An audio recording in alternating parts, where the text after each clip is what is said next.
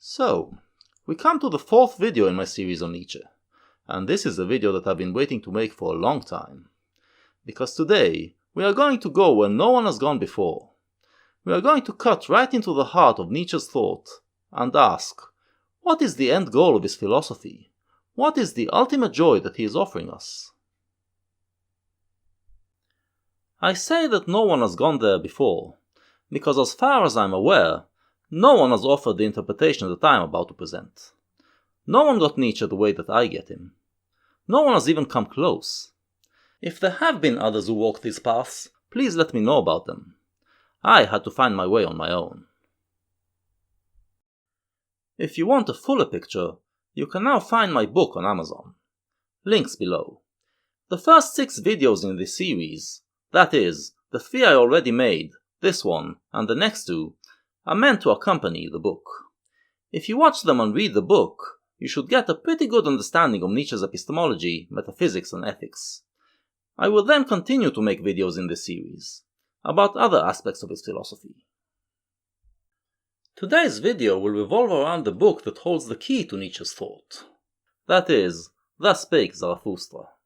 We've already interpreted parts of it, but in this video we will discuss the main narrative, the main arc, which is the thing that I claim everyone fails to fully understand. And they fail to understand it because Nietzsche ciphers his message, hides it behind enigmatic lyrical prose, giving only clues to the reader. To break the code, we will have to read more carefully, and we will have to start not with Zarathustra, but with the book that came before. In The Gay Science, we can find all the ideas that will be developed, in beautiful poetic form, by Zarathustra. And above that, we will find the idea that is the crux of his thought, the reason why he was brought into this world. The Gay Science will give us the code to understand Zarathustra's cryptic tongue. The Gay Science was published in 1882, and it comes at the end of Nietzsche's critical stage, the stage in which he attacks all previous philosophies and refutes them. His main critiques focus on reason and morality, and we shall get into the details in the next 2 videos. Here, I will just provide a quick overview, and this overview will disregard the ideas that he developed in later books. We will just talk about his thought up to the Gay Science. Nietzsche is a philosopher of becoming. This means that he believes that everything in the universe is always in flux, changing at every moment. The opposing camp is the philosophers of being, those who believe that the universe is made of objects that have steady attributes and operate according to eternal laws. The philosophers of being believe that we can explore the universe and figure out the laws of nature and the attributes of the objects that comprise it. The philosophers of becoming believe that the universe is essentially chaotic, and the reason why we imagine that there is being is that our consciousness is structured in this way. It is structured not to see the minute changes that a certain thing undergoes at any moment, and not to see the differences between 2 similar things or processes, and so it imagines that there are objects, categories, and laws in the universe. Luckily, this mistake is usually not detrimental to our survival and well-being. The philosophers of enlightenment were philosophers of being. They believed that the universe has eternal laws, and furthermore, that man possesses the ability to discover these laws, if not fully, then at least to the extent that will allow him to devise the best possible environment and society for himself. But at the end of the 18th century, there was a rebellion against the ideas of enlightenment, in the form of the Romantic movement. Romantic thinkers, like the Enlightenment, sought man's redemption in this world and not in the afterworld. But unlike them, they were thinkers of becoming, who looked for other ways to ensure man's happiness. The young Nietzsche was a romantic, and he was particularly aggressive towards thinkers of being. Those thinkers, he charged, are acting out of cowardice. They are unwilling to face the chaos of existence, so they imagine a world ruled by logic, disregard everything in existence that does not fit this picture, and pretend that these are the laws of nature. As an alternative, he proposed that we face up to the chaos, and use art to mitigate it. We can create rules that would stamp beautiful structures in the chaos, and thus turn our world into a beautiful world, and our life into a life that is worth living. But as his thinking developed, Nietzsche started to distance himself from the Romantic movement. He saw it as a nihilistic movement that leads nowhere, and doesn't offer real solutions. He started to feel that there was something in the culture that was preventing people from living out the ideal that he was espousing, and this led to his critical stage. The main problem, he believed, was Western morality. The modern age, led by Enlightenment and Romanticism, has rebelled against Christianity, but maintained its morality. Because of this, it cannot provide a true alternative. The book Dawn of Day, published in 1881, commences Nietzsche's attack on Western morality. We shall deal with this book in detail in our next video, but here I will already draw a few things from it. Nietzsche presents his book as a thought experiment, a critical look that does not presume to offer alternatives. His working hypothesis is that all human activities are driven by selfish drives, and even the so-called collective feelings, compassion, mercy, charity, etc., are actually selfish at their core. Current morality is based on these collective feelings, and because of that it is a hypocritical morality, which doesn't actually make us better people. To create a truly moral system, we need to build it on man's selfish drives. In his books of the critical period, Nietzsche writes in short standalone aphorisms, each of them presenting a complete idea. Some aphorisms in Dawn of Day explore the different selfish feelings, and there is one feeling that stands above the rest. In aphorism 262, titled The Demon of Power, Nietzsche writes, "Neither necessity nor desire, but the love of power, is the demon of mankind. You may give men everything possible, health, food, shelter, enjoyment, but they are and remain unhappy and capricious, for the demon waits and waits, and must be satisfied. Let everything else be taken away from men, and let this demon be satisfied, and then they will nearly be happy as men and demons can be." The greatest joy, says Nietzsche in this book, is gained by what he calls the feeling of power. When we achieve power, we feel joy. There are several ways to achieve power, among them to dominate other people. But the greatest feeling of power is achieved by overpowering something.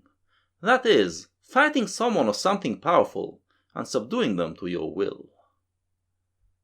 Therefore, to achieve joy, man must find formidable enemies to fight. And Nietzsche, throughout his adult life, was fighting such an enemy, his illness. In an aphorism called On the Knowledge of the Sufferer, Nietzsche writes about the state of sickness, and thanks it for releasing him from dealing with all the petty stuff of life, and forcing him to deal with real existential issues. Then he adds, "Our pride revolts as it never did before. It experiences an incomparable charm in defending life against such a tyrant as suffering, and against all the insinuations of this tyrant, who would fain urge us to give evidence against life. We are taking the part of life in the face of this tyrant. In this state of mind we take up a bitter stand against all pessimism in order that it may not appear to be a consequence of our condition, and thus humiliate us as conquered ones. The charm of being just in our judgment was also never greater than now. For now this justice is a triumph over ourselves and over so irritated a state of mind that unfairness of judgment might be excused. But we will not be excused. It is now, if ever, that we wish to show that we need no excuse. We pass through downright orgies of pride." In later years, Nietzsche commented that he wrote this book after overcoming one of the worst bouts of the disease, so bad that he could hardly function. But overcoming it filled him with joy, and it is not a stretch to surmise that this is what gave him the intuition that the feeling of power is the essence of happiness. He started to view Western culture as sick, and his goal was to find a way to overcome the disease. In The Gay Science, he begins to sketch his alternative. The opening aphorism states that, "Whether I look with a good or an evil eye upon men, I find them always at one problem, each and all of them, to do that which conduces to the conservation of the human species, and certainly not out of any sentiment of love for this species, but simply because nothing in them is older, stronger, more inexorable, and more unconquerable than that instinct, because it is precisely the essence of our race and herd." Nietzsche is the first great philosopher to come after Darwin, and to date the only important philosopher who brings biology into account in his thinking. Humans, he says, have evolved over millions of years, and our instincts were shaped in this process. Things like consciousness, language, culture, philosophy and morality are very late development, and we naively identify ourselves by them, but our underlying instincts are still stronger. This is an idea that already appeared in Dawn of Day, but here Nietzsche adds something more. Since these instincts are primed to benefit our survival as a species, they ensure that anything we do is still beneficial to our preservation. Although we are accustomed readily enough, with our usual short-sightedness, to separate our neighbours precisely into useful and hurtful, into good and evil men, yet when we make a general calculation, and on longer reflection on the whole question, we become distrustful of this defining and separating, and finally leave it alone. Even the most hurtful man is still perhaps, in respect to the conservation of the race, the most useful of all, for he conserves in himself, or by his effect on others, impulses without which mankind might long ago have languished or decayed. Once it developed consciousness and moral laws, humanity started to divide things into good and evil. But if you think about it, says Nietzsche, even so-called evil people have merit for the human race. Hatred, delight in mischief, rapacity and ambition, and whatever else is called evil, belong to the marvellous economy of the conservation of the race. To be sure, a costly, lavish, and on the whole very foolish economy, which has, however, hitherto preserved our race, as is demonstrated to us. There is no intelligent design here. Evolution is a chaotic process, and what it creates isn't perfect. But still, it knows better than us what is good for the survival of humanity. I no longer know, my dear fellow man and neighbour, if thou canst at all live to the disadvantage of the race, and therefore, quote, unreasonably, unquote, and, quote, badly, unquote. That which could have endured the race has perhaps died out many millenniums ago, and now belongs to the things which are no longer possible even to God. Indulge thy best or thy worst desires, and above all, go to wreck. In either case thou art still probably the furtherer and benefactor of mankind in some way or other, and in that respect thou mayest have thy panegyrists, and similarly thy mockers. Now this means that the moral systems that base their ethics on the good of the collective are bunk. Everything that we do is for the good of the collective. So we should not be afraid to pursue our inner drives, and our moral system has to be based on other principles. But thou wilt never find him who would be quite qualified to mock at thee, the individual, at thy best, who could bring home to thy conscience its limitless, buzzing and croaking wretchedness, so as to be in accord with truth. To laugh at oneself, as one would have to laugh in order to laugh out of the veriest truth. To do this, the best have not hitherto had enough of the sense of truth, and the most endowed have had far too little genius. When Nietzsche speaks of the veriest truth, he means the truth that there are no metaphysical laws to be found, that we are in a chaotic universe. And therefore, all of our pretensions to seek absolute truth and pure virtue should be mocked. At this point in time, he says, we have not reached this level of awareness.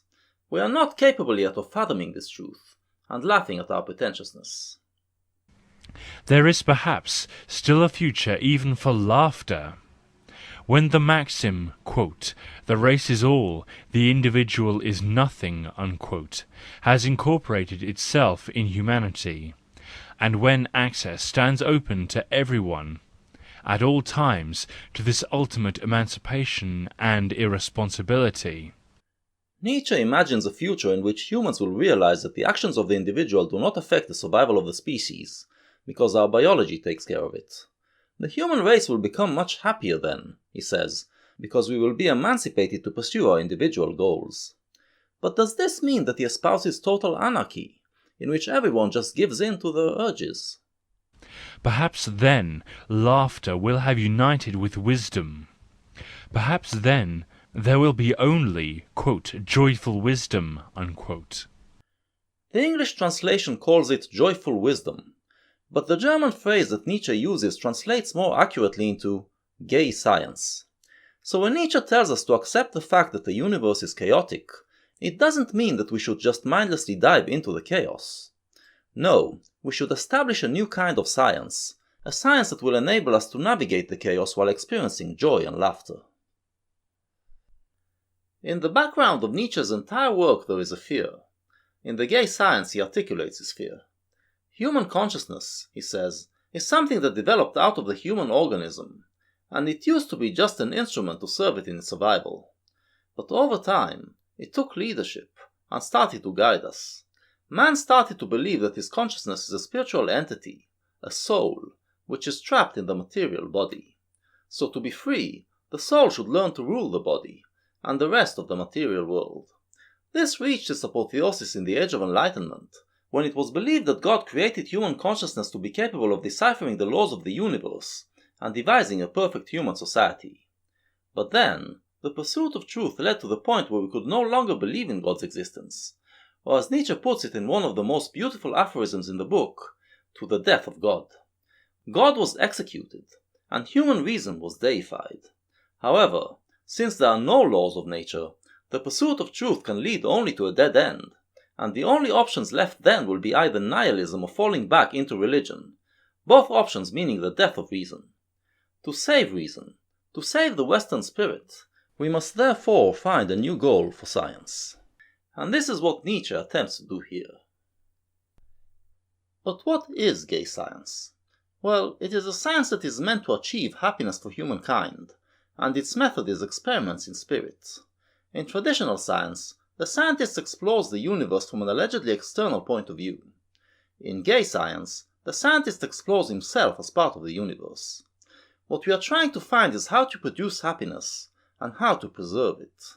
By putting our spirit through tests, and learning what makes it joyful, we will hopefully achieve our goal. The aphorisms of the first part of the book expand on this new type of science. One important principle is that the scientist must not feel bound by contemporary moral law. The traditional morality aims to end suffering by eliminating its roots. Therefore, every existing moral system divides reality into good and evil, and forbids us to manifest the evil. But by that, says Nietzsche, it diminishes human power, and thus turns man into a miserable wretch. To achieve his full potential, and thus the greatest happiness, man needs all of his faculties, including those that are branded as evil. The scientist must therefore open himself to all of them, and see how he can extract joy out of them. Thus, we are talking about an aesthetic process, in which we reshape that thing that was branded as evil, as a cause of suffering, and turn it into something that is good and induces joy. If you want an example of that, check out the video I made on Pascal, where I'm essentially doing gay science, taking things that Pascal defines as bad, and showing that they are actually good. So, let's say that we feel a drive to do something, but society tells us that this drive is evil and we must repress it. But our hypothesis, as gay scientists, is that our biology knows better, so this drive must be good for us. This is where our reason comes in. It is used to create new values, which will allow us to express this drive in a way that will cause joy and not suffering. And so, Nietzsche finds a way to maintain the relevancy of reason, even for those of us who do not believe it can decipher the rules of the universe. In that he is already doing gay science, since there were times in history in which reason was repressed, and humans were told that they should have blind faith in their religious values, because questioning them will only lead to misery. But we have a drive to think freely, and here Nietzsche provides us with a way to do so in a manner that will bring us joy and not suffering. Later we shall see how he salvages other drives, and reappraises them as good. Note that when we are talking about happiness here, we are talking about the happiness of the scientist himself, not about the people around him. What about those other people? Is it alright to make them suffer in the process of our experiments? This is a question that we shall deal with in the next video. Here, We are focusing on the individual and his world. So basically, we are waging a philosophical battle against what is seen as evil, as a cause of suffering, and vanquishing it not by eliminating it, but by making it work for us. This victory induces the feeling of power, and thus the greatest joy. Nietzsche likens it to conquering a mountain, by climbing it and getting to the top. But, he says, once you've captured that peak, it quickly loses its ability to give you that joy. It is no longer a challenge that you need to overcome, so the feeling of power it induces is low. We then have to find new mountains to conquer. The scientist must always be attentive of his body, because the body knows before we do when something no longer excites and elates us, and the body also contains more repressed drives, which then come to the fore to be explored. The right kind of life, says Nietzsche, is achieved by killing what has become old within us and embracing the new, like a serpent that sheds its skin. Another metaphor that he uses is that of a tree that grows upwards, and the stronger it becomes, the more it can send its roots downwards, into the wells of evil, and draw powers that will make it grow even higher and stronger. Another thing about our body is that it carries within it the intellectual sins of our fathers. The laws that society creates, the customs that it dictates, all leave their mark in the body, and this is then passed on to the next generations. The scientist should therefore be a historian as well.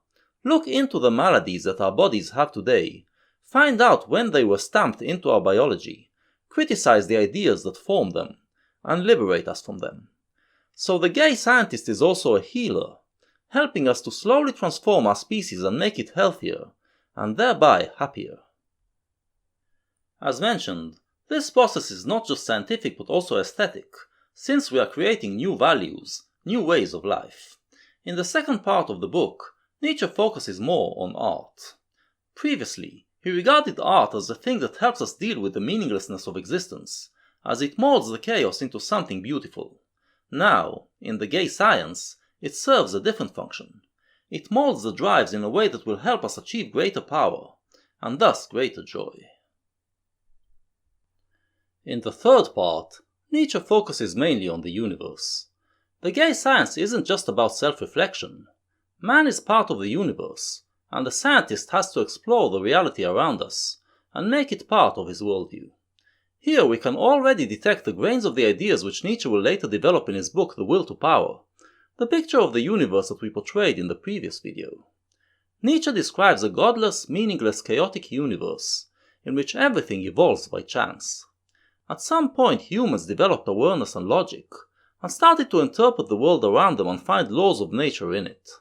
These interpretations were all wrong, but some of them proved to be useful for survival, so they remained, and some of them eventually became part of our consciousness, something that is biologically innate.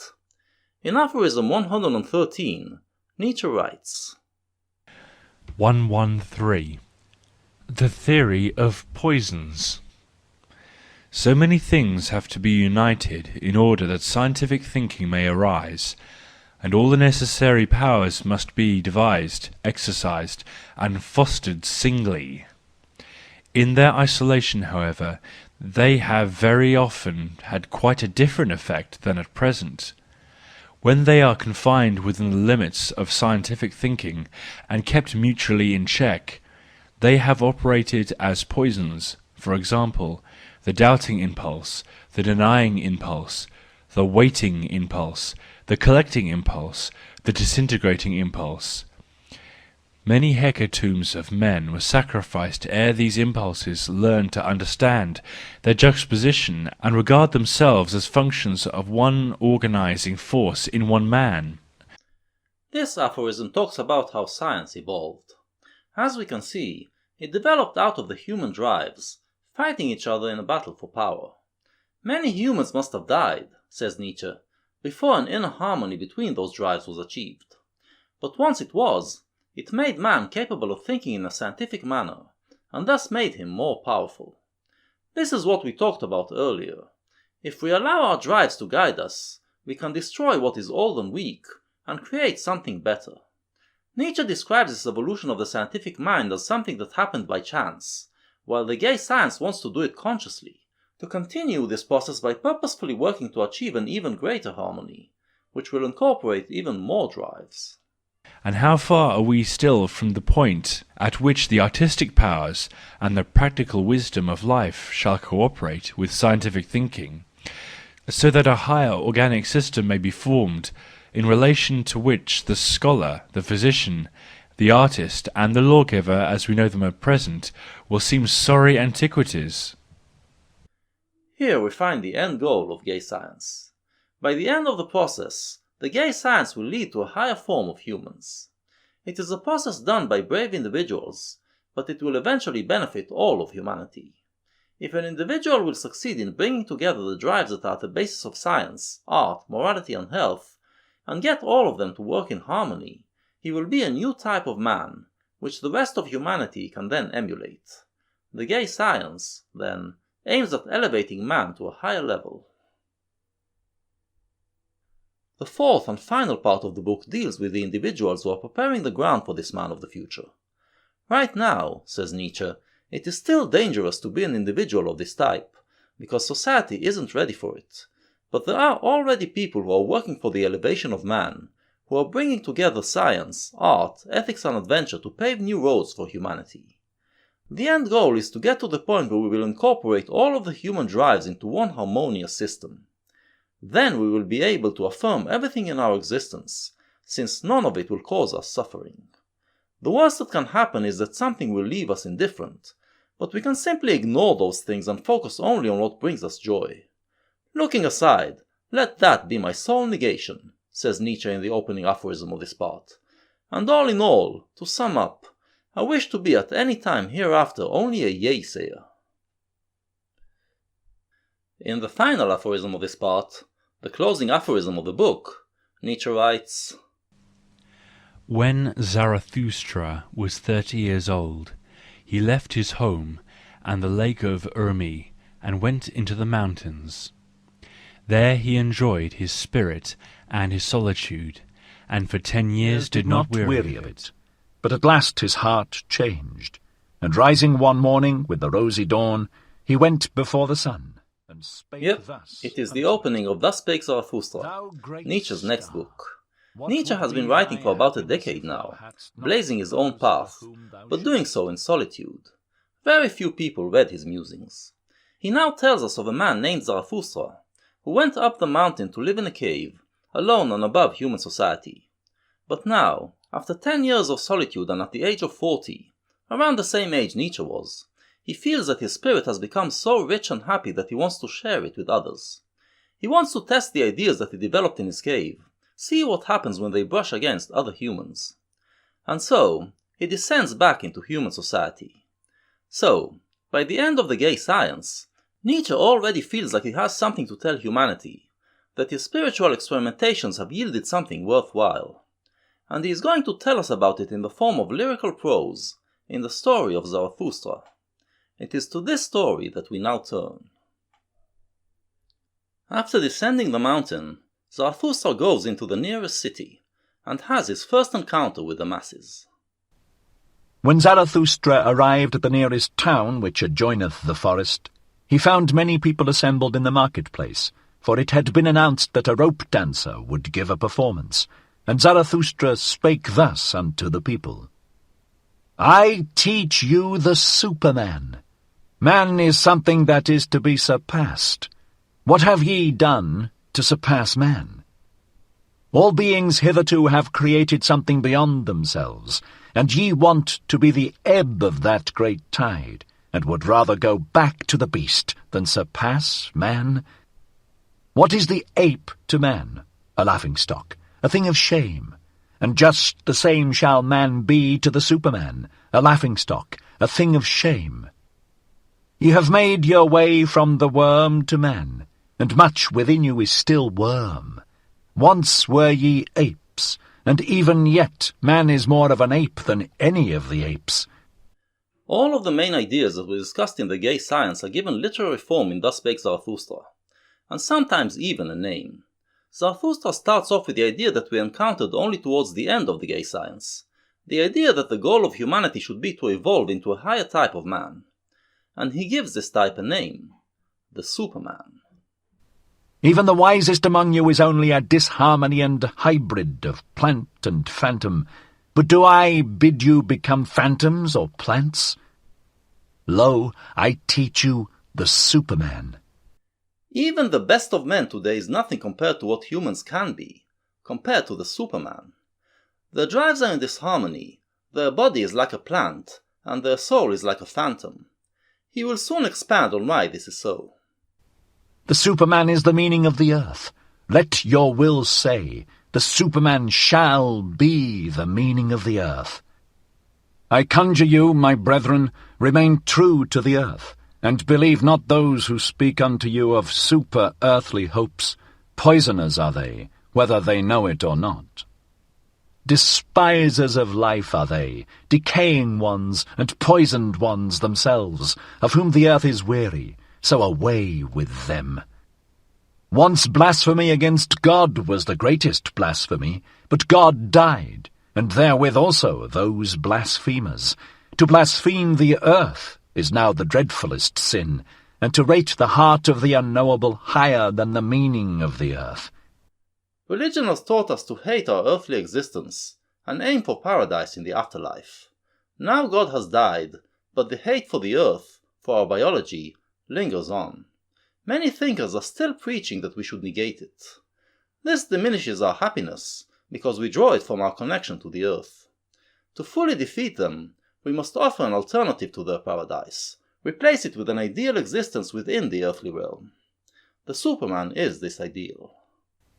Once the soul looked contemptuously on the body, and then that contempt was the supreme thing.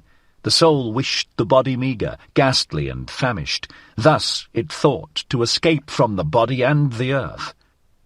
Oh, that soul was itself meagre, ghastly, and famished, and cruelty was the delight of that soul. But ye also, my brethren, tell me, what doth your body say about your soul? Is your soul not poverty and pollution and wretched self-complacency? Now he expands about body and soul. Our consciousness is just a limb of our body, but at some point humans started to believe that it is a separate entity, a soul, and identified themselves with this soul. They further told themselves that it is heavenly and spiritual in nature, and that it fell to the earth and was trapped in a material body. And so, humans hated and starved their body, wishing to escape it. But since the soul is actually merely a limb of the body, the starvation of the body meant that it starved itself as well, and thus it became meager, miserable, and cruel. The body, which actually contains the wisdom that can make us happy, is signaling to us that our soul is wretched. Verily, a polluted stream is man. One must be a sea to receive a polluted stream without becoming impure. Lo, I teach you the Superman. He is that sea. In him can your great contempt be submerged. Man has been polluted by the bad ideas that he formed about himself, and this turned him into a miserable wretch. The time draws near when he will realize his sorry state, and this realization might destroy him, unless he has an ideal that is beyond man, a promise of a different state. Zarathustra now begins to talk about this moment of realization. What is the greatest thing ye can experience? It is the hour of great contempt, the hour in which even your happiness becometh loathsome unto you, and so also your reason and virtue. The hour when ye say, What good is my happiness? It is poverty and pollution and wretched self-complacency, but my happiness should justify existence itself. The hour when ye say, What good is my reason? Doth it long for knowledge as the lion for his food? It is poverty and pollution and wretched self-complacency. The hour when ye say, What good is my virtue? As yet it hath not made me passionate. How weary I am of my good and my bad. It is all poverty and pollution and wretched self-complacency. The hour when ye say, What good is my justice? I do not see that I am fervour and fuel. The just, however, are fervour and fuel. The hour when ye say, What good is my pity? Is not pity the cross on which he is nailed who loveth man? But my pity is not a crucifixion. All the things which humans pride themselves on today, especially reason and morality, are actually mere shadows of what they can be. We could be so much more than this, and the best thing that can happen to us is that we awaken to this fact, and start to have contempt towards what we are today.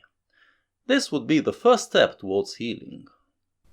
Have ye ever spoken thus? Have ye ever cried thus? Ah, would that I had heard you crying thus. It is not your sin, it is your self-satisfaction that crieth unto heaven. Your very sparingness in sin crieth unto heaven. Where is the lightning to lick you with its tongue? Where is the frenzy with which ye should be inoculated? Lo, I teach you the Superman. He is that lightning. He is that frenzy. Zarathustra is trying to wake the people up, to show them that they have potential for something a lot better. Their complacency is making them decay, and they need some madness to be injected into their veins, which will cause them to break their current molds and seek elevation.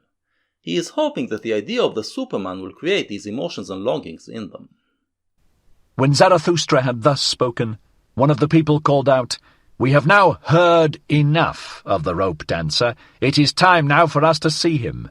And all the people laughed at Zarathustra. But the rope dancer, who thought the words applied to him, began his performance.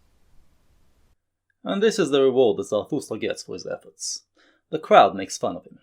He tries again to reach them, makes a couple of more speeches, but they continue to mock him. He realizes that humanity isn't ready for his message, and that he should not be talking to the masses. Instead, he should find students, young people who want to hear what he has to offer. With this decision, the prologue ends and the story begins. So, is this Nietzsche's end goal? The Superman? The state in which nothing in our existence can harm us, because we have turned it into something that brings us joy? The state where we are beyond good and evil, because we see everything as good? The state where we are the most powerful, and therefore the most joyful? It certainly looks that way. But let's carry on reading. In the first part of the book, Zarathustra goes around, Jesus style, making speeches and gathering students. The speeches expand on the idea of the Superman, and pretty much repeat the ideas that we already met in the gay science. One thing that he emphasizes is that no one living in our time can become a Superman. It is a project that will take generations, in which humanity will slowly shed its current ideas and become more and more powerful. Today's people should therefore live as downgoers, as those who want to bring the downfall of man and pave the way for the Superman. They have to be adventurous in spirit, experiencing the joys of being explorers and creators, but also prepared to succumb to something greater, knowing that they do not represent the end goal.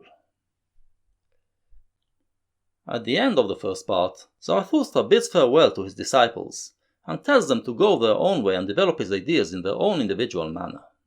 He returns to his mountain, to his cave, to give his spirit time to digest the new things that it encountered, and become even richer. What I like most about this book is that it is a manifestation of a rich spirit, a spirit that accumulated so much experiences, knowledge and beauty that it takes pleasure in itself. He remains in his cave for a few more years, but then he is awakened to a new danger. He becomes aware that his ideas have been defiled, incorporated by people and movements that twist them to advance their ideologies. Thus, he has to descend the mountain yet again, to wage battle against this new enemy. And Zarathustra does indeed go down the mountain, and reconnects with his disciples and friends, who live in a place called the Happy Isles. The entire second part will take place in the Happy Isles, and in it Zarathustra, from the heart of happiness, criticizes all the schools of thought that were prevalent at the time. Socialists, nationalists, moralists, enlightenment thinkers, religious preachers, romantic poets, and more. Nietzsche wasn't a known scholar back then, and none of these movements actually incorporated his ideas yet. But he evidently feared that they will in the future. And he wasn't wrong. In a chapter titled The Grave Song, Zarathustra talks about his feelings as he watches his ideas, which are so dear to him, being bastardized and defiled by his rivals, twisted into ugly monstrosities. Every time this happens he feels mortally wounded, but every time, he says, he managed to climb out of the grave. And this is because he has a force within himself, a force that overcomes all of it. This leads us right to the next chapter, in which he expands about this force. The next chapter is called Self-surpassing, and it is one of the most pivotal moments in Nietzsche's work. We mentioned it before, but now we are going to analyze it in full. Will to truth do ye call it, ye wisest ones, that which impelleth you and maketh you ardent? Will for the thinkableness of all being, thus do I call your will. All being would ye make thinkable, for ye doubt with good reason whether it be already thinkable. But it shall accommodate and bend itself to you. So willeth your will. Smooth shall it become and subject to the spirit, as its mirror and reflection. Zarathustra is talking to those thinkers who come from the Socratic tradition, like the philosophers of enlightenment, those who believe that they should search for the truth. In the past, Nietzsche had already attacked these thinkers, pointing out that they rely on two unfounded axioms. First, that there is being, that there are steady things and laws in the universe. Secondly, that the human mind is capable of finding the truth about the universe. Here, Zarathustra goes a step further, and says that what drives these thinkers is not the will to truth, but something else, a psychological need. They want to be masters of the universe, and this is why they imagine that it is made in a way that will allow them to understand it and control it. That is your entire will, ye wisest ones, as a will to power, and even when ye speak of good and evil and of estimates of value. Ye would still create a world before which ye can bow the knee. Such is your ultimate hope and ecstasy. The phrase will to power has already been uttered here and there by Zarathustra, and by Nietzsche, and it meant the will to experience the feeling of power, that most joyful of feelings. Here, however, he talks about it as a will to power, as a force unto itself.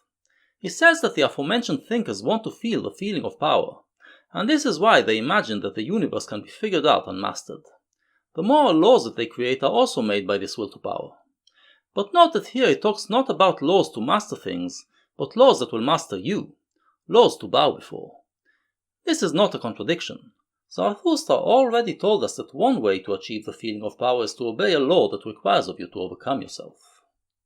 The ignorant, to be sure, the people, they are like a river on which a boat floateth along, and in the boat sit the estimates of value, solemn and disguised. Your will and your valuations have ye put on the river of becoming. It betrayeth unto me an old will to power, what is believed by the people as good and evil. Zarathustra reminds us that the universe is actually becoming. It is an ever-changing river where nothing is stable. The thinkers create values, and the common people naively adopt them, believing that these values represent eternal truths. But they are actually just temporary structures within the stream of becoming. It was ye wisest ones, who put such guests in this boat, and gave them pomp and proud names, ye and your ruling will. Onward the river now carrieth your boat, it must carry it, a small matter if the rough wave foameth and angrily resisteth its keel. It is not the river that is your danger, and the end of your good and evil, ye wisest ones, but that will itself, the will to power, the unexhausted procreating life will. From the beginning, Zarathustra was suggesting that those thinkers, in their heart, knew all along that the universe is actually becoming, and are afraid that their truths and values will eventually wash away. But now he tells them that they are wrong about the source of this becoming. They believe that it is external to man, but actually, the thing that is responsible for the ever-changing nature of existence is also the basis of our consciousness. It is the will to power. The will to power is the life force that is pounding in us, and because of it, we can never settle down. But that ye may understand my gospel of good and evil, for that purpose will I tell you my gospel of life, and of the nature of all living things. The living thing did I follow. I walked in the broadest and narrowest paths to learn its nature. With 100-faced mirror did I catch its glance when its mouth was shut, so that its eye might speak unto me, and its eye spake unto me. After he dismissed what those other thinkers say, Zarathustra is finally ready to tell us what his exploration into nature revealed to him. But wherever I found living things, there heard I also the language of obedience. All living things are obeying things. And this heard I secondly, whatever cannot obey itself is commanded. Such is the nature of living things. This, however, is the third thing which I heard, namely that commanding is more difficult than obeying, and not only because the commander beareth the burden of all obeyers, and because this burden readily crusheth him. An attempt and a risk seemed all commanding unto me, and whenever it commandeth, the living thing risketh itself thereby. Yea, even when it commandeth itself, then also must it atone for its commanding. Of its own law must it become the judge and avenger and victim. The universe is total chaos, but in nature we see order. We see that all living things are obeying rules, either rules that they impose on themselves, or rules that are imposed on them by something more powerful. We further see that there are more powerful living things, those that have the power to command, either themselves or others. But since nature is chaotic, the act of commanding, of creating new values, is extremely dangerous. So the question becomes, why would the strong ones do it? Why would they subject themselves to such dangers? How doth this happen? So did I ask myself. What persuadeth the living thing to obey, and command, and even be obedient in commanding? Hearken now unto my word, ye wisest ones.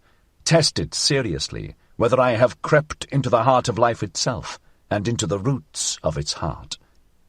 Wherever I found a living thing, there found I will to power, and even in the will of the servant found I the will to be master. That to the stronger the weaker shall serve, thereto persuadeth he his will who would be master over a still weaker one. That delight alone he is unwilling to forego. And as the lesser surrendereth himself to the greater, that he may have delight and power over the least of all, so doth even the greatest surrender himself, and staketh life for the sake of power. It is the surrender of the greatest to run risk and danger, and play dice for death. And where there is sacrifice and service and love glances, there also is the will to be master.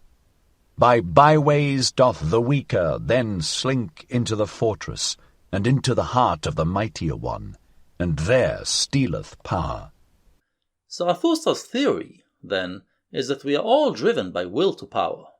The weak surrender to the strong because by obeying something stronger they feel greater power, and the strong command the weak and enjoy the feeling of power that it gives them. But they also put their life on the line and create new values for themselves, because they want even greater power.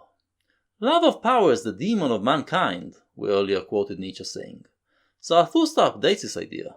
It is not a demon, but the driving force of all life. And this secret spake life herself unto me. Behold, said she, I am that which must ever surpass itself. To be sure, ye call it will to procreation, or impulse towards a goal, towards the higher, remoter, more manifold. But all that is one and the same secret. Rather would I succumb than disown this one thing, and verily where there is succumbing and leaf falling, lo, there doth life sacrifice itself for power. The will to power is the essence of life, and it can never be satisfied. It always wants more power. It always wants to conquer higher mountains. But, as we've already discussed in the Gay Science, once you conquer that mountain, the joy that you feel lasts only for a while, and then this mountain is not so joyful anymore, and you want to climb higher. You want to surpass yourself, to be more than you are now. That I have to be struggle, and becoming, and purpose, and cross-purpose. Ah, he who divineth my will, divineth well also on what crooked paths it hath to tread. Whatever I create, and however much I love it, soon must I be adverse to it, and to my love. So willeth my will. And because this is the life force, the way to express it, and thus live the most joyful life, is by constant self-creation. You have to create yourself in a form that will surpass your former self, that will be more powerful. In other words, in a form that will achieve greater harmony between your drives. It is a way of life in which you treat your spirit as clay, which you reshape again and again. Once your reason manages to create a new worldview, one that allows you to live in a way that gives more harmonious expression to your drives, imposing this worldview on yourself breaks the mold of who you were, and this act of breaking out of your shell results in ecstatic joy. But eventually you settle in the new mold, and then, says Zarathustra, you must become an enemy to the worldview that you've created, and wage war on it to surpass it yet again. And even thou, discerning one, art only a path and footstep of my will. Verily my will to power walketh even on the feet of thy will to truth. Zarathustra once again addresses the Socratic thinkers, and points out that what he is doing encompasses what they are doing. The gay science is also trying to find a theory that explains all the known facts. The joy that these thinkers feel when they find a successful theory is not due to connecting to the truth, as they wrongly believe, but because they manage to impose their will to power on reality. We discussed this in more detail in the first video of the series. He certainly did not hit the truth who shot at it the formula, will to existence. That will doth not exist. For what is not, cannot will. That, however, which is in existence, how could it still strive for existence? Only where there is life is there also will, not, however, will to life, but, so I teach thee, will to power. Much is reckoned higher than life itself by the living one, but out of the very reckoning speaketh the will to power. Zarathustra now speaks against those who believe that the will to existence is the main drive of living beings. Actually, this fight for existence is just a manifestation of the will to power that wants to live on in order to be powerful. Note that he says that the will to power exists only within living beings. Later in Nietzsche's writings, as we discussed in a previous video, the will to power becomes the foundation of all existence. Thus did life once teach me, and thereby, ye wisest ones, do I solve you the riddle of your hearts. Verily I say unto you, good and evil, which would be everlasting, it doth not exist. Of its own accord must it ever surpass itself anew. With your values and formulae of good and evil, ye exercise power, ye valuing ones, and that is your secret love, and the sparkling, trembling, and overflowing of your souls. He reiterates his position that there are no absolute good and evil. Every time you create a new worldview, there's a new value system that comes along with it, dividing reality into good and evil. But he is also talking about something else here. He is talking about the ecstatic joyful feeling that accompanies these moments of self-surpassing. And from here on, this feeling will replace the feeling of power as the most joyful experience one can have. In self-surpassing, you experience the feeling of power, as you impose a new worldview on reality. But you also experience a transformation, as you create yourself anew. The accompanying ecstatic feeling is heavenly, and we shall talk about it in more detail in a future video, when we talk about the Dionysian. This is why Nietzsche is the philosopher that speaks to me the most. As someone who creates, I know what it feels like to go through the labor of creating, to carve something new out of myself, to find a way to express that which was buried inside, and then give it beautiful form. It is a transformative experience, and when you feel like you created something worthwhile, it is total bliss. When you create on the scale that Zarathustra is talking about, forming an entirely new worldview, the elation is above and beyond anything else. Elsewhere, he describes it as a divine experience. You feel like you are a god, creating a new universe. Nietzsche's philosophy is constructed around this joyful feeling, offering a way of life that allows you to experience it again and again. But a stronger power groweth out of your values, and a new surpassing. By it breaketh egg and eggshell. Once you create this new worldview, it transforms you, and because of this transformation, new drives are awakened in your body, which can serve future self-surpassings. And he who hath to be a creator in good and evil, verily he hath first to be a destroyer, and break values in pieces. Thus doth the greatest evil pertain to the greatest good. That, however, is the creating good. The gay science is about taking things that were considered evil and incorporating them into a worldview that will turn them into something good. The resulting worldview will thus be more powerful, and constitutes self-surpassing. With the ethics of self-surpassing, Zarathustra is already incorporating at least two drives that were considered evil. First, the selfish drive, which society tells us is something we need to suppress, as it leads us to harm each other. The ethic of self-surpassing leads to an individualistic way of life, that produces personal joy without harming others. Secondly, there's the drive to dominance, which we are told is a bad thing as it leads to the suppression of others. With self-surpassing, you feel dominance by commanding yourself, creating laws that elevate you higher. Thus, with this ethic, Zarathustra elevates himself above the people of his time, becoming more powerful, and therefore happier. Let us speak thereof, ye wisest ones, even though it be bad. To be silent is worse. All suppressed truths become poisonous. And let everything break up which can break up by our truths. Many a house is still to be built. Thus spake Zarathustra. The original Zarathustra, the historic figure, was a Persian spiritual leader who lived sometime in the 2nd millennium BC. He founded a religion known as Zoroastrianism, and he is credited with being the first to divide reality into absolute good and evil. So why would Nietzsche name his hero after him, when this hero actually wants to take us beyond absolute good and evil? Simple, because with Zarathustra, the act of going beyond good and evil becomes an act of self-surpassing. Zarathustra, said Nietzsche, was the first to think about the issue of absolute good and evil, and he was an honest thinker. It is therefore only natural that he would be the first to realize that they do not exist, and create a worldview that would surpass his previous worldview.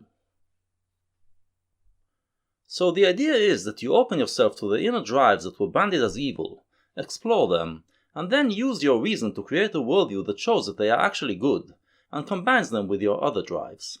This results in a transformation, as your older self is reshaped into a newer self, and you experience ecstasy.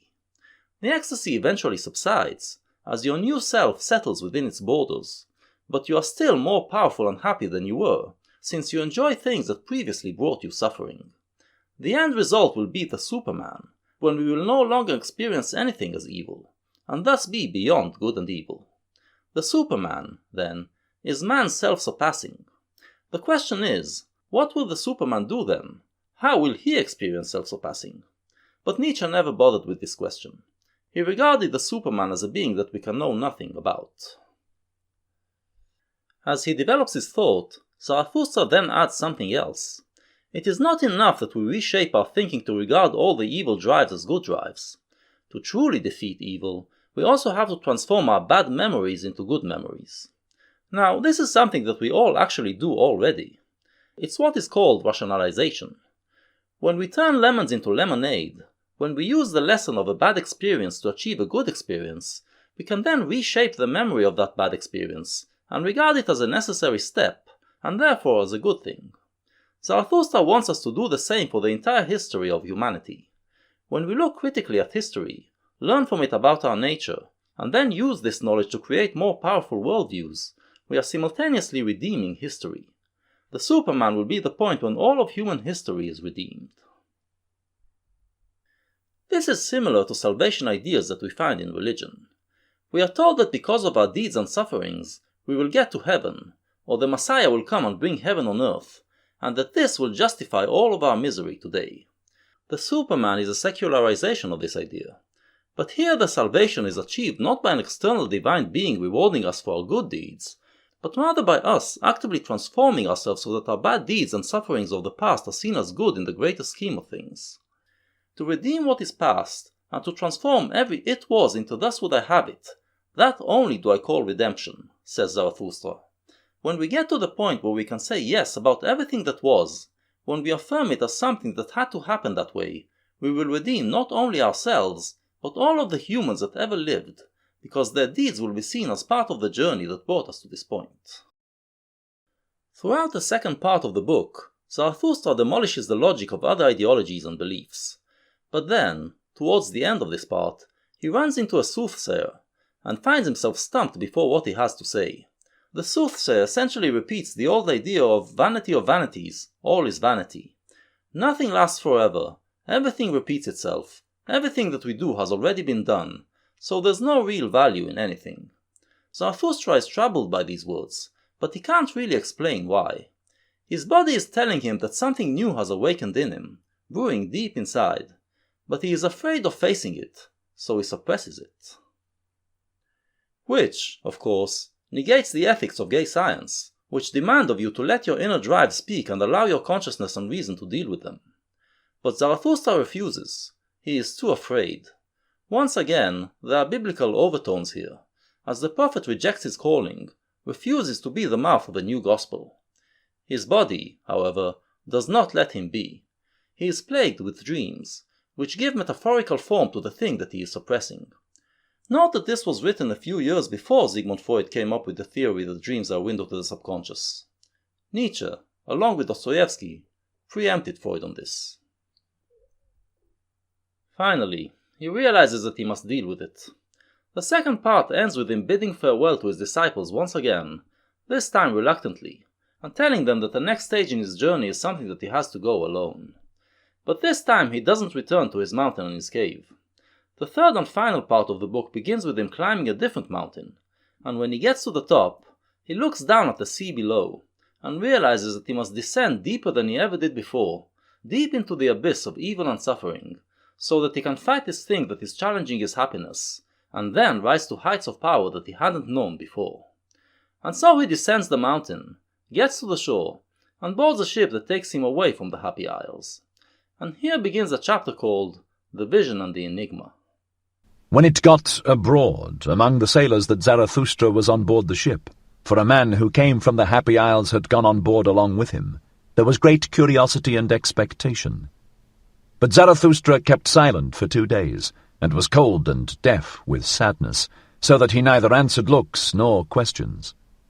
On the evening of the second day, however, he again opened his ears, though he still kept silent, for there were many curious and dangerous things to be heard on board the ship, which came from afar, and was to go still further. Zarathustra, however, was fond of all those who make distant voyages, and dislike to live without danger. And behold, when listening, his own tongue was at last loosened, and the ice of his heart broke.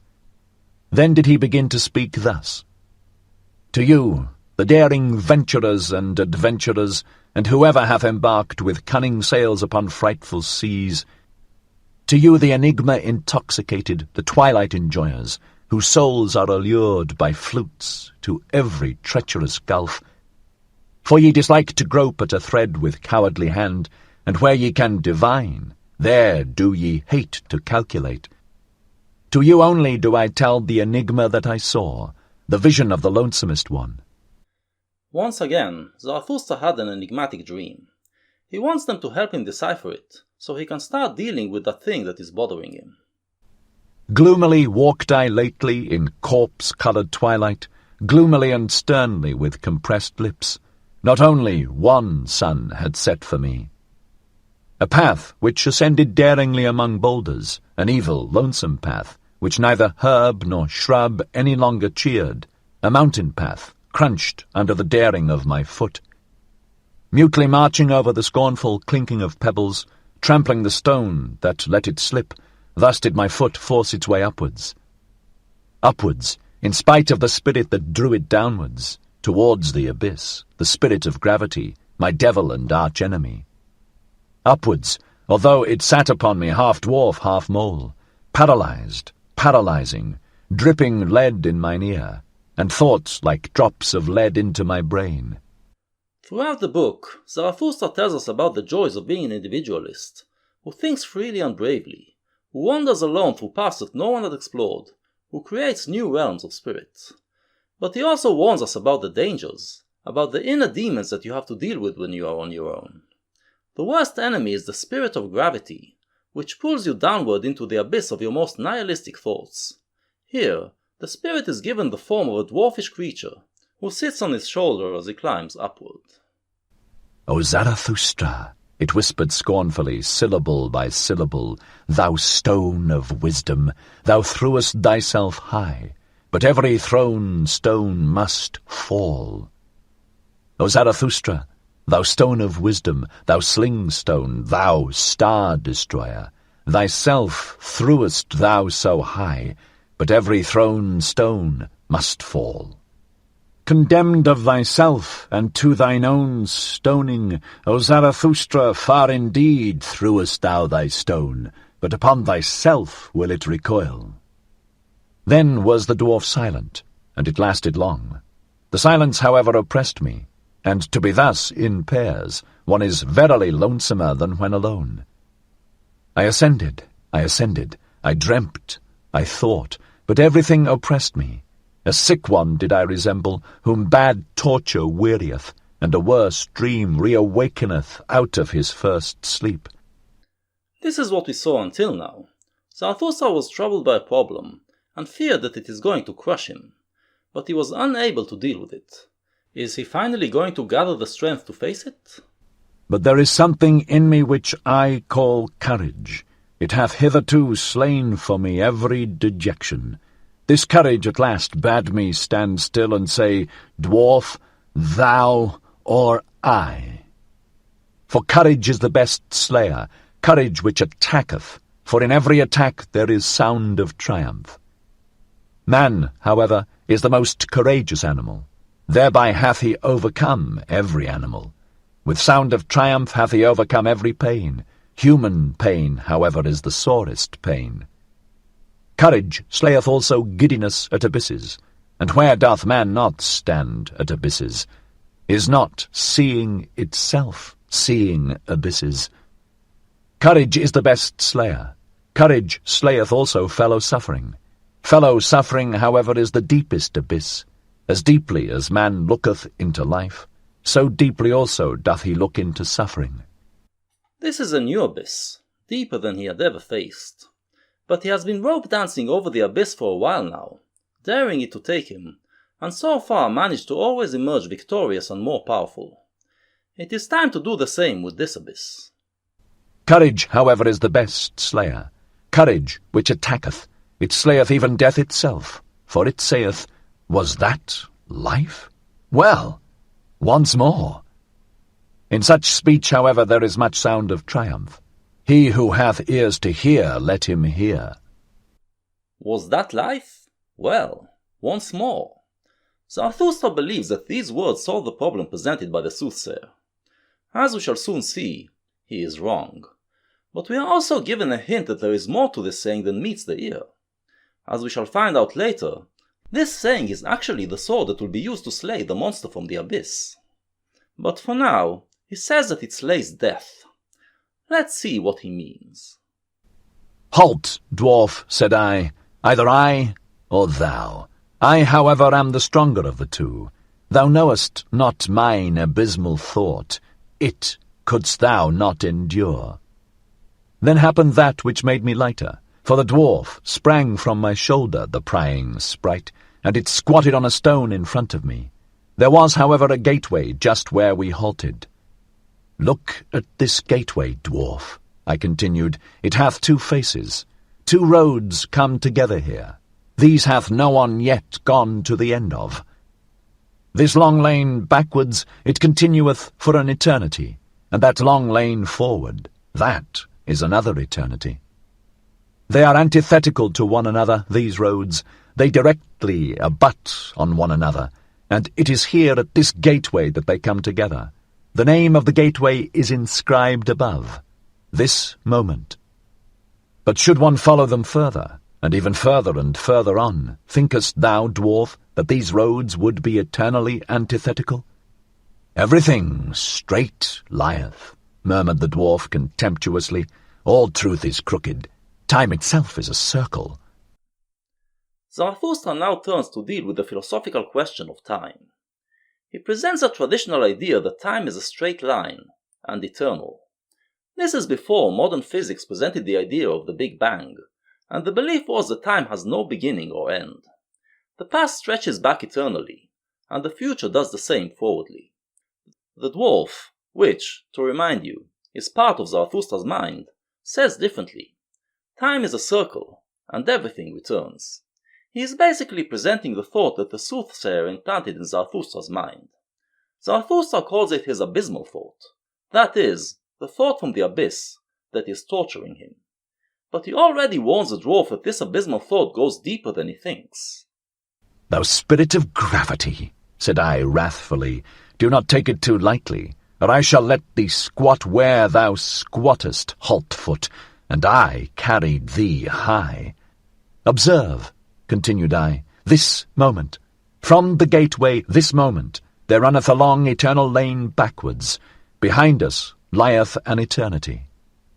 Must not whatever can run its course of all things have already run along that lane? Must not whatever can happen of all things have already happened, resulted, and gone by? And if everything have already existed, what thinkest thou, dwarf, of this moment? Must not this gateway also have already existed? And are not all things closely bound together in such wise that this moment draweth all coming things after it, consequently itself also? For whatever can run its course of all things, also in this long lane outward must it once more run. And this slow spider which creepeth in the moonlight, and this moonlight itself, and thou and I in this gateway whispering together, whispering of eternal things, must we not all have already existed? And must we not return and run in that other lane out before us, that long, weird lane? Must we not eternally return? Zarathustra deals with the thought by taking it to its most radical conclusion. Not only does everything return, but, since everything is so tightly connected, it returns in the exact same order. Time is a circle, and everything repeats itself to eternity. This is the idea that Nietzsche calls the eternal return, and we presented the philosophical argument for it in our previous video. Now, if time is a circle, it means that we will also be reborn, and live our life again in the exact same way. And with this, Zarathustra defeats one of the biggest problems for a secular thinker, the problem of death. One of the main drives that we have is the drive to keep on living, but this drive has to deal with the fact that we are inevitably going to die. This is a cause of suffering, and one of the main reasons why life is seen as meaningless. Schopenhauer, the philosopher that was Nietzsche's main influence, argued that the only way to deal with this suffering is to eliminate the will to live, but this argument, of course, is an anathema to a gay scientist. Zarathustra, here, creates a worldview in which the problem is eliminated, since life is actually eternal. In other words, Zarathustra dealt with the problem like a gay scientist should. He took the idea that everything returns, and found a way to incorporate it as a thought that induces joy and not suffering. And so it appears that he has solved the problem presented by the soothsayer. Or did he? Thus did I speak, and always more softly, for I was afraid of my own thoughts, and arrear thoughts. Then suddenly did I hear a dog howl near me. Had I ever heard a dog howl thus? My thoughts ran back. Yes, when I was a child, in my most distant childhood. Then did I hear a dog howl thus, and saw it also, with hair bristling its head upwards, trembling in the stillest midnight, when even dogs believe in ghosts. So that it excited my commiseration, for just then went the full moon, silent as death, over the house. Just then did it stand still, a glowing globe, at rest on the flat roof, as if on someone's property. Thereby had the dog been terrified, for dogs believe in thieves and ghosts. And when I again heard such howling, then did it excite my commiseration once more. Where was now the dwarf, and the gateway, and the spider, and all the whispering? Had I dreamt? Had I awakened? Twixt rugged rocks did I suddenly stand alone, dreary in the dreariest moonlight. At the moment of triumph, when it seems that he has surpassed the fear of death by incorporating the idea of eternal return into his ethics, the vision changes all at once, and becomes a nightmare. Something is still wrong. Very wrong. Zarathustra's subconscious is telling him that this new idea that he adopted, the idea of eternal return, is a thief that is going to rob him of his happiness. But there lay a man, and there, the dog leaping, bristling, whining. Now did it see me coming, then did it howl again, then did it cry. Had I ever heard a dog cry so for help? And verily what I saw, the like had I never seen. A young shepherd did I see, writhing, choking, quivering with distorted countenance, and with a heavy black serpent hanging out of his mouth. Had I ever seen so much loathing and pale horror on one countenance? He had perhaps gone to sleep. Then had the serpent crawled into his throat. There had it bitten itself fast. My hand pulled at the serpent and pulled, in vain. I failed to pull the serpent out of his throat. Then there cried out of me, "Bite! Bite! Its head off! Bite!" So cried it out of me. My horror, my hatred, my loathing, my pity, all my good and my bad cried with one voice out of me. The nightmare shows a shepherd who went to sleep, and the serpent crawled into his mouth while he slept. The serpent keeps on creeping down his throat, choking him, and there is no way to pull it out. The only way is to bite its head off.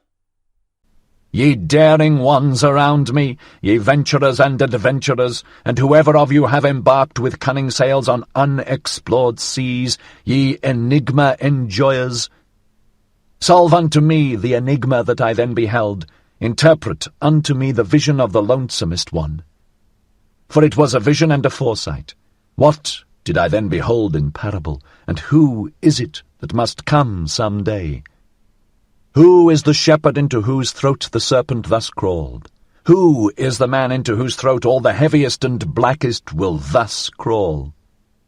The shepherd, however, bit, as my cry had admonished him. He bit with a strong bite. Far away did he spit the head of the serpent, and sprang up. No longer shepherd, no longer man, a transfigured being, a light-surrounded being that laughed. Never on earth laughed a man as he laughed. Oh, my brethren, I heard a laughter which was no human laughter, and now gnaweth a thirst at me, a longing that is never allayed. My longing for that laughter gnaweth at me. Oh, how can I still endure to live, and how could I endure to die at present? Thus spake Zarathustra.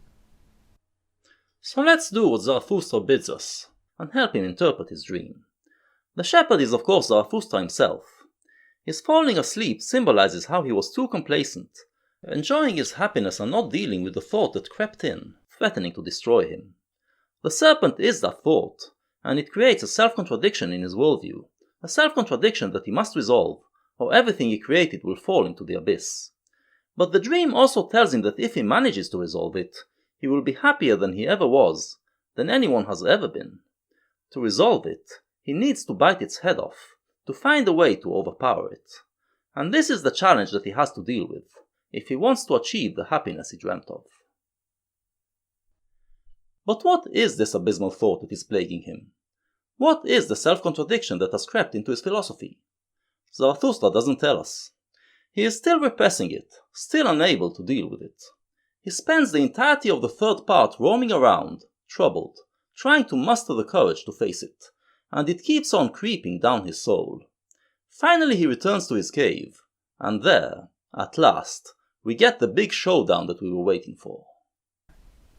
One morning, not long after his return to his cave, Zarathustra sprang up from his couch like a madman, crying with a frightful voice, and acting as if someone still lay on the couch who did not wish to rise.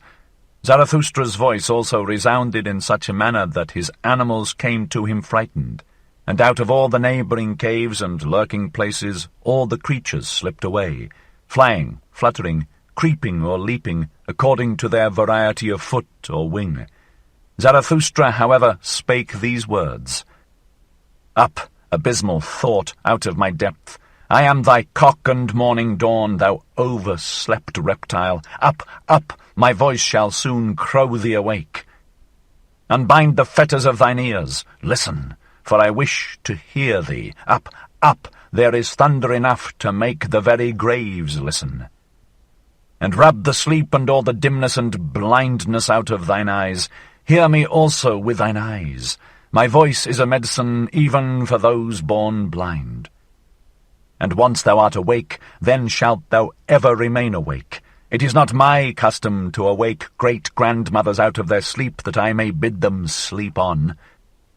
Thou stirrest, stretchest thyself, wheezest. Up, up! Not wheeze shalt thou, but speak unto me. Zarathustra calleth thee, Zarathustra the godless. I, Zarathustra, the advocate of living, the advocate of suffering, the advocate of the circuit, thee do I call my most abysmal thought. Joy to me! Thou comest, I hear thee. Mine abyss speaketh, my lowest depth have I turned over into the light. Joy to me! Come hither, give me thy hand. Ha! Let be! Aha! Disgust, disgust, disgust, alas to me. Finally, he invites the abysmal thought to rise, to come up from the depths of his subconscious and fill his consciousness. But when it does, it is too much to bear. The reading here isn't dramatic enough. When Zarathustra is crying disgust, disgust, it is a scream of horror, as the thought is so dreadful that it overwhelms him. Hardly, however, had Zarathustra spoken these words when he fell down as one dead, and remained long as one dead. When, however, he again came to himself, then was he pale and trembling, and remained lying. And for long he would neither eat nor drink. This condition continued for 7 days. His animals, however, did not leave him day or night, except that the eagle flew forth to fetch food. And what it fetched and foraged, it laid on Zarathustra's couch, so that Zarathustra at last lay among yellow and red berries, grapes, rosy apples, sweet-smelling herbage, and pine cones.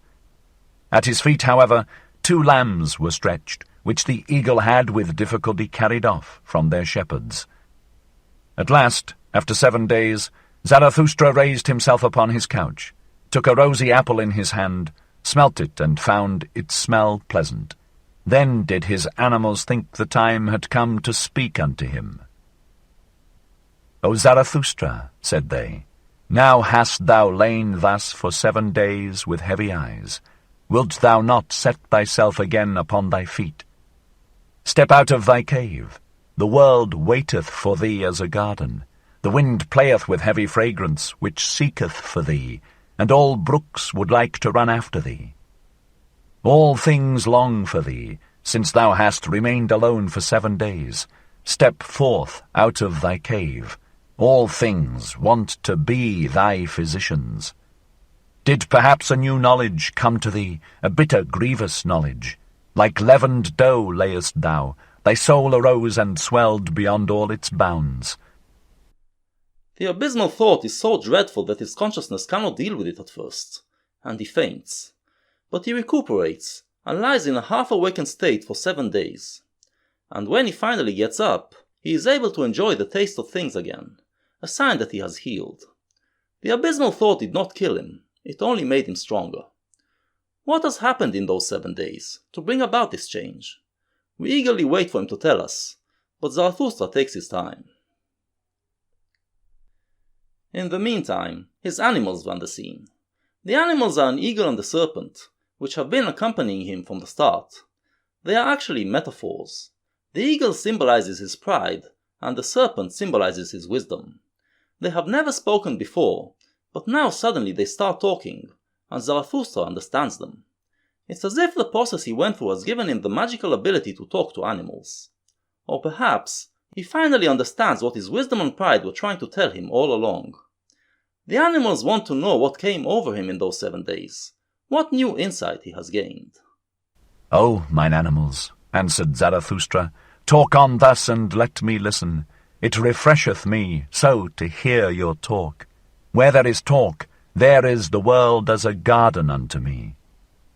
How charming it is that there are words and tones.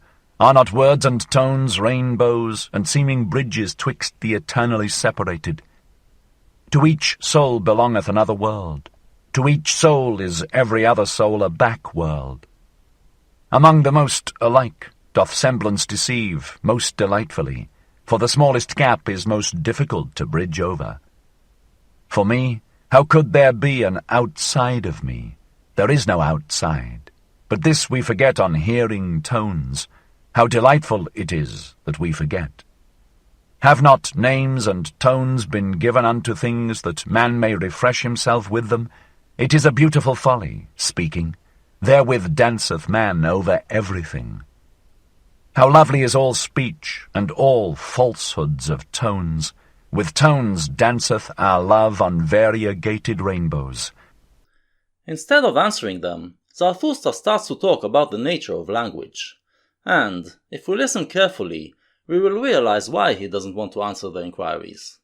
Since he is a philosopher of becoming, he does not believe that words can represent reality. Words are just approximations, with which we try to transfer our thoughts to each other, but we can never fully understand the inner world of someone else. And because of this, he fears that if he tries to articulate his new insight into words, it will diminish it, and harm his newfound happiness. O Zarathustra, said then his animals, to those who think like us, things all dance themselves. They come and hold out the hand and laugh and flee and return. Everything goeth, everything returneth. Eternally rolleth the wheel of existence. Everything dieth, everything blossometh forth again. Eternally runneth on the year of existence. Everything breaketh, everything is integrated anew. Eternally buildeth itself the same house of existence. All things separate, all things again greet one another. Eternally true to itself remaineth the ring of existence. Every moment beginneth existence. Around every here rolleth the ball there. The middle is everywhere. Crooked is the path of eternity. It turns out that the animals already know. They knew all along. Time is a circle, or, as they put it, the ring of existence. The universe is eternal becoming, and it creates itself anew at every moment. So if you create something, you are participating in the act of creating the ring. You are doing something godly. What, then, has Zarathustra created? O ye wags and barrel organs, answered Zarathustra, and smiled once more. How well do ye know what had to be fulfilled in 7 days, and how that monster crept into my throat and choked me, but I bit off its head and spat it away from me. And ye have made a liar lay out of it. Now, however, do I lie here, still exhausted with that biting and spitting away, still sick with mine own salvation. And ye looked on at it all. O mine animals, are ye also cruel? Did ye like to look at my great pain as men do? For man is the cruelest animal. Zarathustra finally realizes that he was the shepherd in his dream, and that what he did in the last 7 days was to bite off the head of the serpent. Not his serpent, the other serpent. The one that crept into his mouth, the serpent of the abysmal thought. He berates his animals for already turning his insight into a song, something that can be repeated even without understanding the magnificent feeling that he is currently experiencing. He says that they are being cruel, and with this he segues to talk about the cruelty of man. At tragedies, bullfights, and crucifixions hath he hitherto been happiest on earth, and when he invented his hell, behold, that was his heaven on earth. When the great man crieth, immediately runneth the little man thither, and his tongue hangeth out of his mouth for very lusting. He, however, calleth it his pity. The little man, especially the poet, how passionately doth he accuse life in words. Hearken to him, but do not fail to hear the delight which is in all accusation.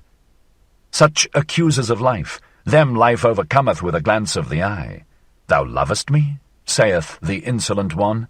Wait a little, as yet have I no time for thee. Towards himself man is the cruelest animal, and in all who call themselves sinners and bearers of the cross and penitents, do not overlook the voluptuousness in their plaints and accusations. This, in a nutshell, is Nietzsche's critique of contemporary morality. Because he suppresses his drives, degrades his own powers, man has become miserable and resentful, and his soul is cruel. He imposes moral laws on himself to restrain this cruelty, but his cruel nature is manifested in everything he does, even in his so-called good deeds. Zarathustra, who knows how happy and benevolent man can become, is disgusted and saddened by contemporary humans, which he calls the little man. And I myself, do I thereby want to be man's accuser?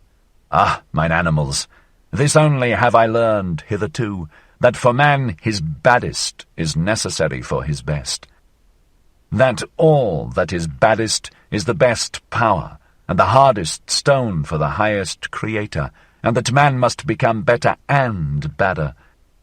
Not to this torture stake was I tied, that I know man is bad, but I cried, as no one hath yet cried.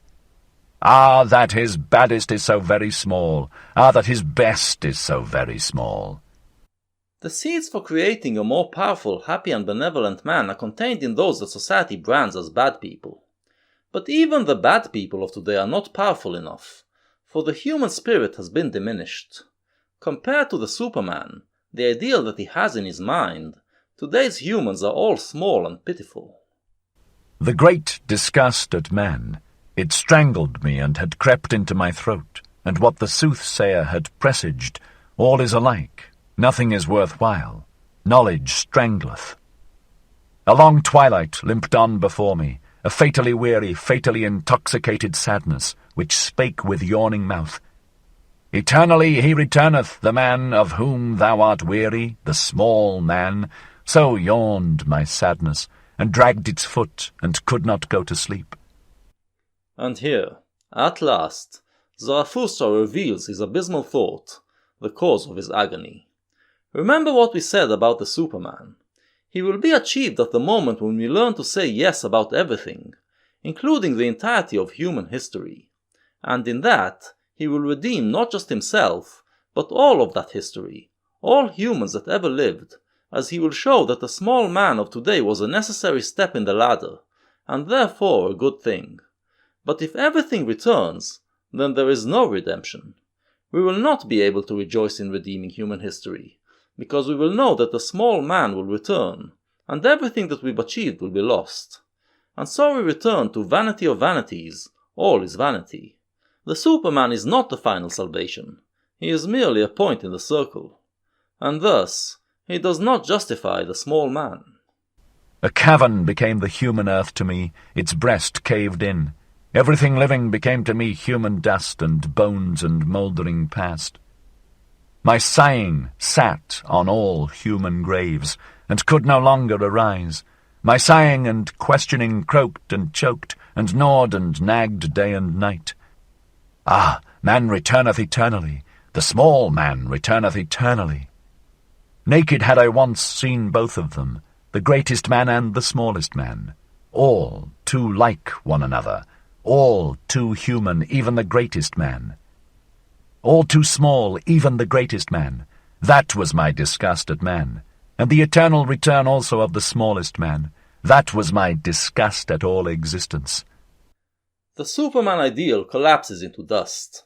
Once he adopted the idea of eternal return and tried to make it part of the web of ideas that will constitute the Superman, Zarathustra had managed to overpower death, but at the same time introduced a self-contradiction into the web, and caused it to fall apart. The past cannot be redeemed, and without redeeming the past, there cannot be a Superman. The small man, with all its wretchedness and cruelty, will remain a fact of existence, something that eternally returns. Everything that Zarathustra had built was blown away, and he found himself in the pit of despair and sorrow. Ah, disgust, disgust, disgust! Thus spake Zarathustra, and sighed and shuddered, for he remembered his sickness. Then did his animals prevent him from speaking further.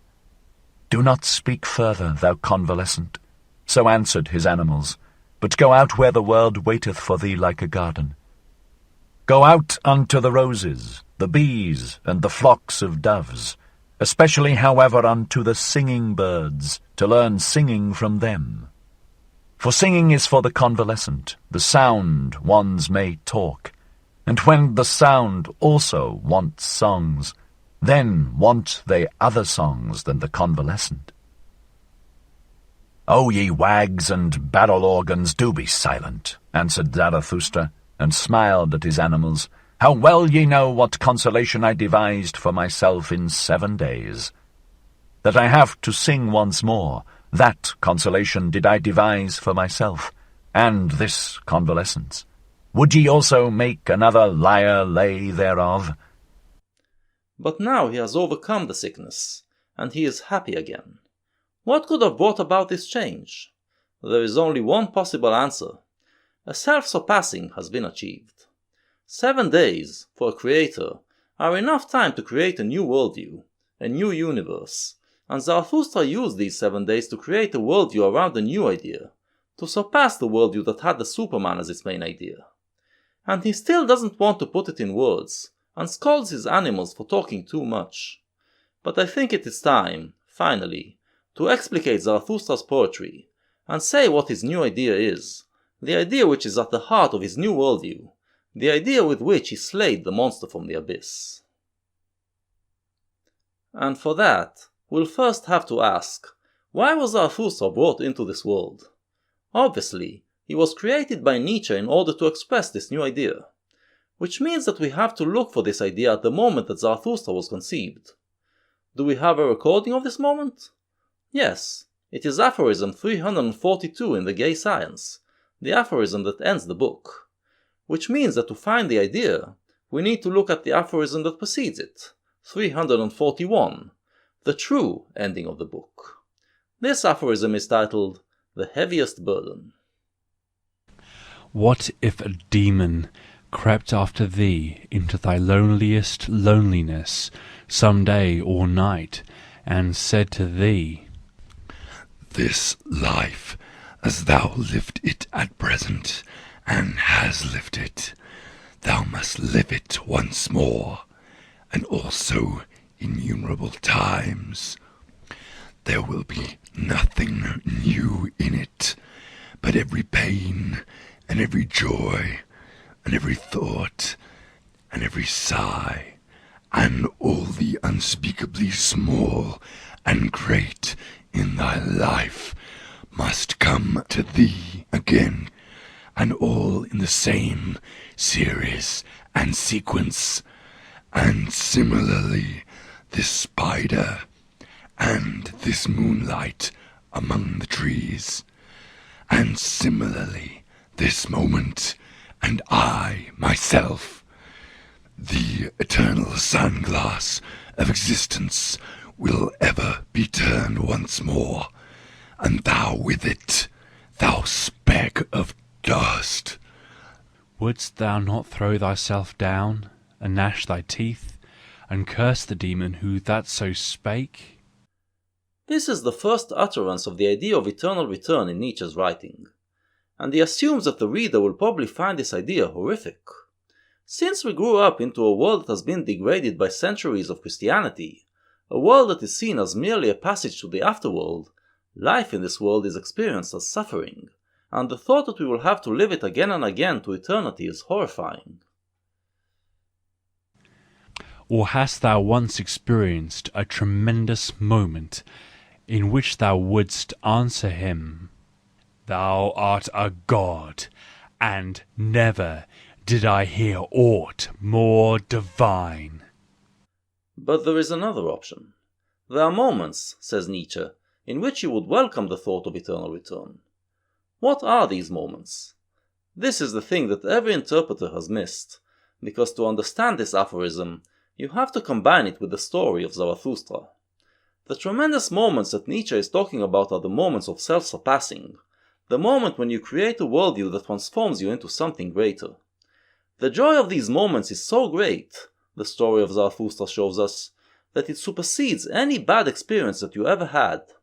So if at those moments you will be given the choice to experience the same life again, you will choose to do so, and say yes to everything that was and everything that will be, including the suffering, because it is all worth it to get to this point. You say yes to the ring of existence, and this yes, after all, is what we define as the essence of salvation. Salvation is possible, and not just for the people of the future, but for every human at any time. When he understands this, Zarathustra overcomes the crisis. In his idea of the Superman, Zarathustra made the mistake of following tradition and placing eternal paradise in the future, somewhere out of our reach. But with this new idea, paradise becomes something that you can experience during your present earthly life. And still, it is an eternal paradise, since the eternal return means that you will experience it again and again, to eternity. So instead of the traditional idea, in which you live a life of suffering and then rewarded with an afterlife of eternal happiness, Nietzsche is offering us something else. You live a life in which you experience moments of eternal paradise, which are a lot less boring than the traditional idea of paradise, since you know that you will soon be banished from it. But when you fall back to earth, you know that there are other paradises awaiting you, if you continue to live a life of creation and self-surpassing. So the idea of the Superman is replaced by the idea of eternal return. While the worldview constructed around the Superman idea could not contain the idea of eternal return, the worldview constructed around the eternal return incorporates the idea of the Superman. You basically still hold the Superman as the ideal that you are striving for, and you keep surpassing yourself to achieve greater power. But you do it mainly to experience the moments of self-surpassing, those moments of eternal paradise. After the ecstasy subsides and you are back down to earth, you are still better than before, because you are more powerful. So you live a happier life, and you also start working on the new self-surpassing, which will take you even higher. This is the ideal that Nietzsche creates at the end of The Gay Science. And the aphorism continues. If that thought acquired power over thee, as thou art, it would transform thee, and perhaps crush thee. The question with regard to all and everything, dost thou want this once more, and also for innumerable times, would lie as the heaviest burden upon thy activity? Or, how wouldst thou have to become favourably inclined to thyself and to life, so as to long for nothing more ardently than for this last eternal sanctioning and sealing? Once you internalize this idea, you will also live a life which is dedicated not towards eternal happiness in the future, but towards happiness in the present, since you realize that the present is eternal. And so you live a happy life, and then the idea of eternal return becomes ever more enchanting. Nietzsche believed that this is the idea that will defeat religion, and all the other ideologies which he despised. And so, in his later works, he set about to create metaphysics based on the concepts of will to power and the eternal return. I have described the essence of these metaphysics in the previous video, and you can find a more detailed account in my book. With this idea, Nietzsche turns the focus from striving for an ideal future to living an ideal existence in the now. In that, he becomes one of the godfathers of existentialism. Nowadays, after existentialism, we no longer find eternity to be so important, so we don't need such metaphysics. But if you are an atheist who feels that you need metaphysics to counter religious metaphysics that offer eternal happiness, Nietzsche's philosophy provides you with this atheist alternative. This is the secret that Zarathustra is hesitant to tell us, the source of his happiness.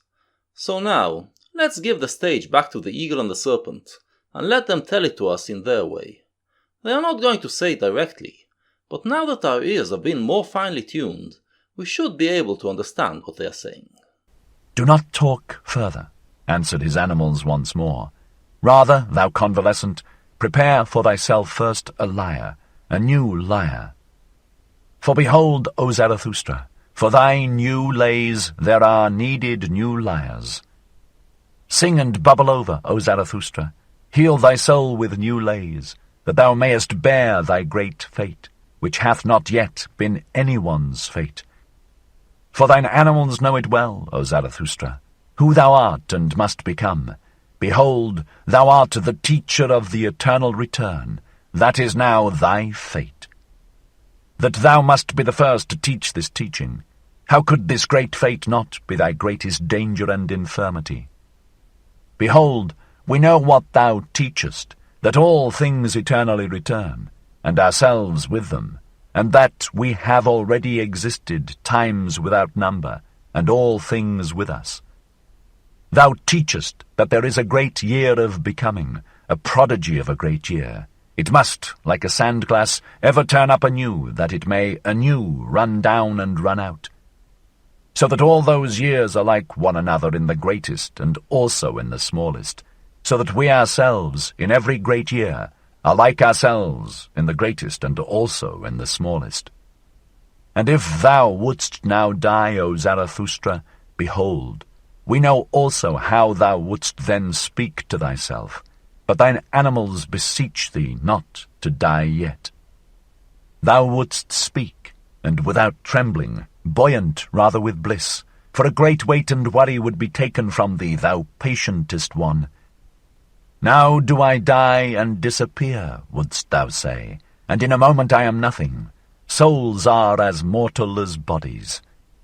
But the plexus of causes returneth in which I am intertwined. It will again create me. I myself pertain to the causes of the eternal return. I come again with this sun, with this earth, with this eagle, with this serpent, not to a new life, or a better life, or a similar life. I come again eternally to this identical and self-same life, in its greatest and its smallest, to teach again the eternal return of all things, to speak again the word of the great noontide of earth and man, to announce again to man the Superman. I have spoken my word, I break down by my word. So willeth mine eternal fate, as announcer do I succumb. The hour hath now come for the down-goer to bless himself. Thus endeth Zarathustra's down-going. In his Superman Gospel, Zarathustra didn't think that the ultimate joy is possible for people of his time. The Superman can be achieved only in the distant future, and the greatest thing that we can do is work towards it, finding joy in the knowledge that we are succumbing to something greater than us.